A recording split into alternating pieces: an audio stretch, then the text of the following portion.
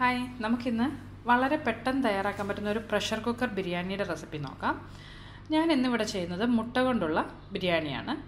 ഈ മുട്ട ബിരിയാണിക്ക് നമ്മൾ സാധാരണ ചിക്കൻ ബിരിയാണിക്കും ബീഫ് ബിരിയാണിക്കും മട്ടൻ ബിരിയാണിക്കും ഒക്കെ ഉപയോഗിക്കുന്ന അത്രയും മസാലയുടെ ഒന്നും ആവശ്യമില്ല. വളരെ കുറച്ച് മൈൽഡായിട്ട് മസാലകളൊക്കെ ചേർത്താൽ മതി.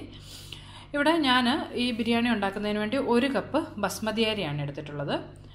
ഈ 1 കപ്പ് അരി എടുക്കുമ്പോൾ നമ്മൾ ഇതിലേക്ക് വേണ്ടുന്ന വെള്ളത്തിൻ്റെ കണക്ക് എത്രയാണെന്ന് വെച്ചാൽ 1 കപ്പ് അരിക്ക് 1.25 കപ്പ് വെള്ളമാണ് നമ്മൾ എടുക്കുന്നത്. സാധാരണ നമ്മൾ അതിൽ കൂടുതൽ വെള്ളമാണ് ബിരിയാണി ഉണ്ടാക്കാൻ എടുക്കുന്നത്. പക്ഷേ പ്രഷർ കുക്കറിൽ ഉണ്ടാക്കുമ്പോൾ 1 കപ്പിന് 1.25 കപ്പ് സെയിം മെഷർമെൻറ്റ് കപ്പിൽ തന്നെ വെള്ളവും അരിയും എടുക്കാൻ ശ്രദ്ധിക്കണം. പിന്നെ ഇതിലേക്ക് ചേർക്കുന്നതിന് വേണ്ടിയിട്ട് ഒരു 4 മുട്ട പുഴുങ്ങിയതിന് ശേഷം അതിൻ്റെ തോടൊക്കെ കളഞ്ഞെടുത്തിട്ടുണ്ട്. പിന്നെ ഒരു 2 ടേബിൾ സ്പൂൺ തൈര് വേണം.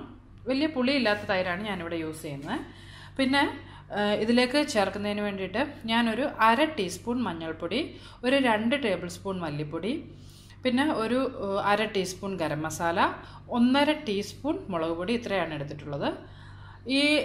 നമുക്ക് ഈ ബിരിയാണിക്ക് കുറേയേറെ ഇൻഗ്രീഡിയൻസ് ഉണ്ട്. അതുകൊണ്ട് ഞാനിതിലിപ്പോൾ അത്യാവശ്യം വേണ്ടുന്ന ഇൻഗ്രീഡിയൻസ് മാത്രമേ ഇവിടെ ഇപ്പോൾ പറയുന്നുള്ളൂ.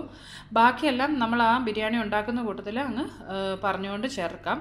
പിന്നെ ഇതിൻ്റെയൊക്കെ കറക്റ്റ് ഒരു അളവൊക്കെ ഞാനിതിൻ്റെ ഡിസ്ക്രിപ്ഷൻ ബോക്സിൽ കൊടുത്തിട്ടുണ്ട്. വേണ്ടിയവരത് നോക്കി റെഫർ ചെയ്താൽ മതിയാവും. പിന്നെ ഇതിലേക്ക് ചേർക്കുന്നതിന് വേണ്ടി ഒരു 2 സവാള ചെറുതായിട്ട് അരിഞ്ഞെടുത്തിട്ടുണ്ട്. വലിയൊരു തക്കാളി ചെറുതായി അരിഞ്ഞെടുത്തിട്ടുണ്ട്. പിന്നെ ഒരു 3 പച്ചമുളക് ഇതുപോലെ നീളത്തിൽ കീറിയെടുത്തിട്ടുണ്ട്. ഒരു 1.5 ടീസ്പൂൺ ഇഞ്ചി വെളുത്തുള്ളി പേസ്റ്റ് വേണം. പിന്നെ കുറച്ച് മല്ലിയിലയും പുതിന ഇലയും എടുത്തിട്ടുണ്ട്.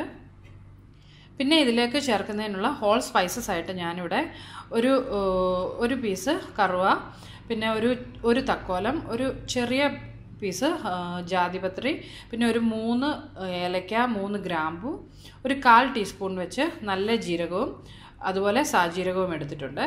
നിങ്ങളുടെ കയ്യിൽ ബേ ലീഫ് ഉണ്ടെങ്കിൽ അതുകൂടി ചേർക്കാം. എൻ്റെ കയ്യിൽ ഇന്ന് അതില്ലായിരുന്നു, അതുകൊണ്ട് ഞാൻ ഇന്നത് ചേർക്കാതെയാണ് ഈ ബിരിയാണി ഉണ്ടാക്കുന്നത്.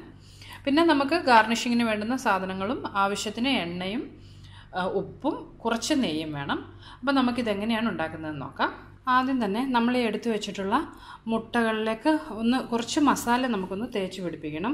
അതിനു മുമ്പ് ഇതുപോലെ ഒരു ഫോർക്ക് വെച്ചൊന്ന് കുത്തി കൊടുക്കാം. നിങ്ങൾ ഈ മുട്ട വേണമെന്നുണ്ടെങ്കിൽ നെടുകെ മുറിച്ചിടുകയാണെന്നുണ്ടെങ്കിൽ ഇങ്ങനെ ചെയ്യേണ്ട ആവശ്യമില്ല.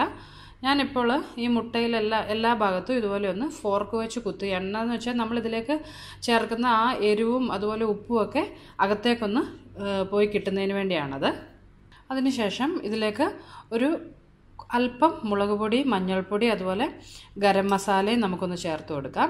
പിന്നെ ആവശ്യത്തിന് ഉപ്പ് കൂടി ഇതിലേക്ക് ചേർക്കാം. ഒത്തിരി ഉപ്പ് ഇപ്പോൾ ചേർക്കേണ്ട കാര്യമില്ല. അതിനുശേഷം ഇത് നന്നായിട്ടൊന്ന് മിക്സ് ചെയ്തെടുക്കണം. ഇപ്പോൾ ഞാൻ ആ മുട്ടയിലേക്ക് ഉപ്പും അതുപോലെ മുളക് പൊടിയും മഞ്ഞൾപ്പൊടിയും എല്ലാം ഒന്ന് തേച്ച് കൊടുത്തിട്ടുണ്ട്.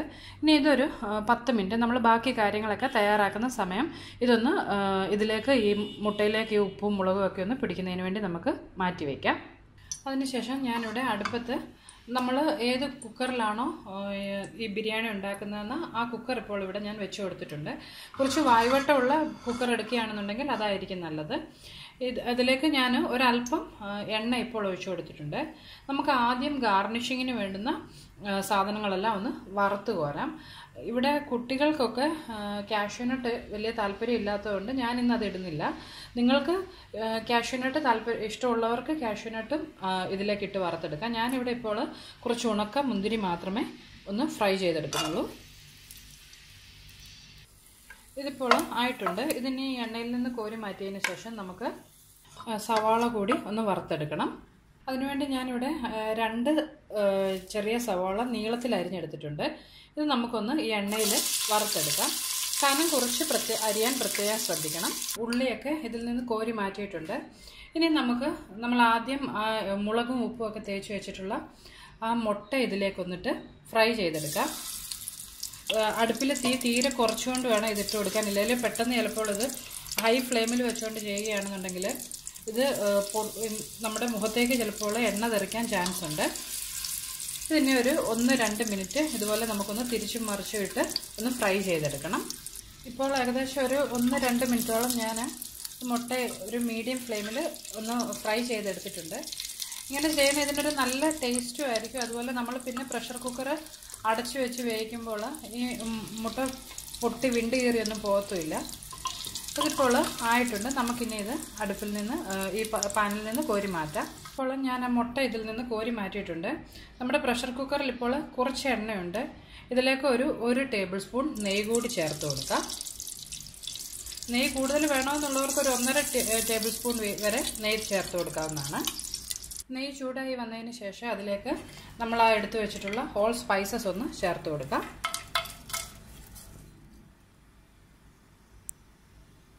ഈ സ്പൈസസ് എല്ലാം ഒന്ന് മൂത്ത് വരുമ്പോൾ അതിലേക്ക് നമ്മൾ അരിഞ്ഞു വെച്ചിട്ടുള്ള സവാള ചേർത്തൊന്ന് വഴറ്റിയെടുക്കാം.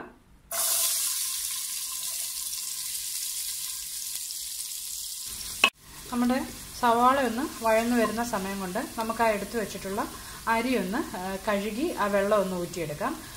പ്രഷർ കുക്കറിൽ നമ്മൾ ബിരിയാണി ഉണ്ടാക്കുമ്പോൾ 10-15 മിനിറ്റ് നമ്മൾ അരി കുതിർത്ത് വെക്കേണ്ട കാര്യമൊന്നുമില്ല. ജസ്റ്റ് ഒന്ന് കഴുകി ആ വെള്ളം ഊറ്റി എടുത്താൽ മാത്രം മതിയാവും. അരി കഴുകി അതിൽ വെള്ളം ഊറ്റി ഞാൻ മാറ്റി വെച്ചിട്ടുണ്ട്. ഈ സമയം കൊണ്ട് നമ്മുടെ സവാള ഇവിടെ ഇപ്പോൾ ആവശ്യത്തിന് വഴന്നു വന്നിട്ടുണ്ട്. ഇതിലേക്ക് ആ എടുത്തു വെച്ചിട്ടുള്ള ഇഞ്ചി വെളുത്തുള്ളി പേസ്റ്റ് ഒന്ന് ചേർത്ത് ഒന്ന് വഴറ്റിയെടുക്കാം. ഇതിൻ്റെ ആ പച്ചമണം മാറി വരുന്നവരെ ഒന്ന് വഴറ്റിയെടുക്കണം.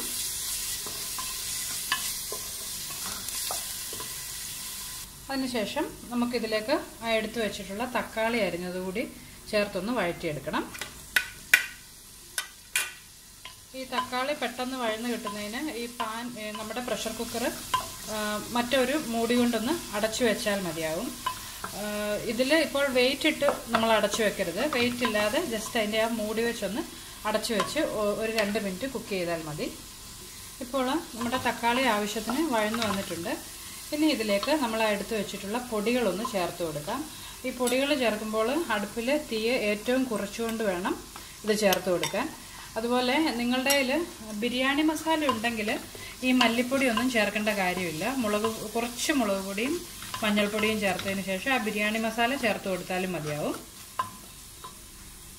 ഇപ്പോൾ നമ്മുടെ മസാലകളൊക്കെ ആവശ്യത്തിന് മൂത്ത് ഈ സൈഡിലൊക്കെ എണ്ണ ഒന്ന് തെളിഞ്ഞു വന്നിട്ടുണ്ട്. ഇനി ഇതിലേക്ക് നമ്മൾ എടുത്തു വെച്ചിട്ടുള്ള തൈര് നന്നായിട്ടൊന്ന് ഉടച്ചതിന് ശേഷം ചേർത്ത് കൊടുക്കാം. തൈര് ചേർക്കുമ്പോഴും തീ ഏറ്റവും കുറച്ച് വെച്ചുകൊണ്ട് വേണം ചേർക്കാനായിട്ട്. നന്നായിട്ടൊന്ന് ഈ മസാലയുമായിട്ട് കൂട്ടി യോജിപ്പിച്ചെടുക്കണം. ഇതിപ്പോൾ നന്നായിട്ട് യോജിപ്പിച്ചിട്ടുണ്ട്. ഇനി ഇതിലേക്ക് നമ്മൾ എടുത്തു വെച്ചിട്ടുള്ള പച്ചമുളക് ഒന്ന് ചേർത്ത് കൊടുക്കാം. അതുപോലെ നമ്മൾ ആ അരിഞ്ഞു വെച്ചിട്ടുള്ള മല്ലിയിലയിൽ നിന്നും പുതിനയിൽ നിന്നും കുറച്ച് അതുകൂടി ചേർത്ത് കൊടുക്കാം. ഇത് നന്നായിട്ടൊന്ന് എല്ലാം കൂടി മിക്സ് ചെയ്ത് യോജിപ്പിക്കണം. ഇപ്പോൾ നമ്മുടെ ബിരിയാണിയുടെ മസാല ഇവിടെ തയ്യാറായിട്ടുണ്ട്. ഇനി ഇതിലേക്ക് നമുക്ക് ബിരിയാണിക്ക് ആവശ്യമായ വെള്ളം ചേർത്ത് കൊടുക്കാം. ഞാൻ 1 കപ്പ് അരിയാണ് എടുത്തിട്ടുള്ളത്. അപ്പോൾ ആ 1 കപ്പ് അരിക്ക് 1.25 കപ്പ് വെള്ളം ഇവിടേക്ക് ഒഴിച്ചു കൊടുക്കുകയാണ്. എല്ലാം കൂടി നന്നായിട്ടൊന്ന് മിക്സ് ചെയ്യണം. അതുപോലെ ഇതിലേക്ക് നമ്മുടെ ബിരിയാണിക്ക് ആവശ്യമുള്ള ഉപ്പ് കൂടി ഒന്ന് ചേർത്ത് കൊടുക്കാം. നന്നായിട്ടൊന്ന് മിക്സ് ചെയ്തെടുക്കണം. ഇനി നമുക്ക് ഇതിലേക്ക് നമ്മൾ ആദ്യം ഫ്രൈ ചെയ്ത് വെച്ചിട്ടുള്ള മുട്ടയിൽ നിന്ന് ഒരു 2 മുട്ട ഞാനിപ്പോൾ വെച്ച് കൊടുക്കുകയാണ്. അതിനുശേഷം അതിൻ്റെ മുകളിലേക്ക് കുറച്ച് മല്ലിയിലയും പുതിനയിലയും ഒന്ന് ഇട്ട് കൊടുക്കാം. പിന്നെ നമ്മൾ ഫ്രൈ ചെയ്ത് വെച്ചിട്ടുള്ള സവാള കുറച്ച് ഇതിലേക്കൊന്ന് ഇട്ട് കൊടുക്കാം. ഇനി ഇതിൻ്റെ മുകളിലേക്ക് നമ്മൾ കഴുകി വെള്ളം ഊറ്റി വെച്ചിട്ടുള്ള അരി ഒന്ന് ഇട്ട് കൊടുക്കാം.